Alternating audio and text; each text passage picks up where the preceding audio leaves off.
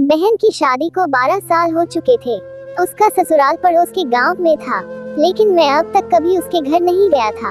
लेकिन वह कभी कभार सबसे मिलने घर आती थी। एक दिन मेरी पत्नी ने मुझसे कहा कि तुम्हारी बहन जब भी आती है तो उसके बच्चे पूरे घर पर कब्जा कर लेते हैं और बहुत परेशान करते हैं। पूरे घर में सामान फैला देते हैं। खर्चा तो 2 गुना बढ़ जाता है। तुम्हारी माँ तो चोरी चुपके से उसे साबुन, वॉशिंग पाउडर, चावल और दाल ये सब चीजें देती रहती है। ये सब सुनकर मुझे बहुत गुस्सा आया। मैं मुश्किल से घर का खर्चा चला पाता हूँ और मेरी माँ मेरी बहन को सब कुछ दे देती है। एक बार बहन घर आई थी, तभी उसके बेटे ने टीवी का रिमोट ही तोड़ दिया।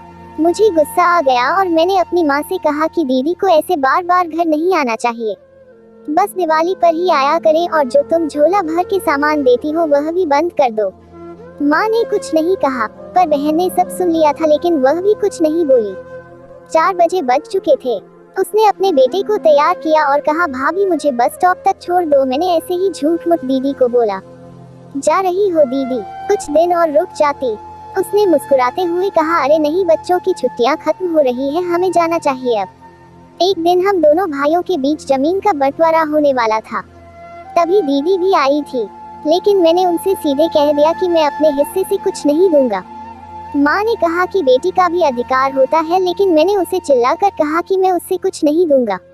दीदी सामने बैठी थी, पर कुछ नहीं बोल रही थी। अलग होने के कुछ दिनों बाद मेरे बड़े बेटे को टीबी की बीमारी हो गई। मेरे पास उसके इलाज के लिए बिल्कुल पैसे नहीं थे।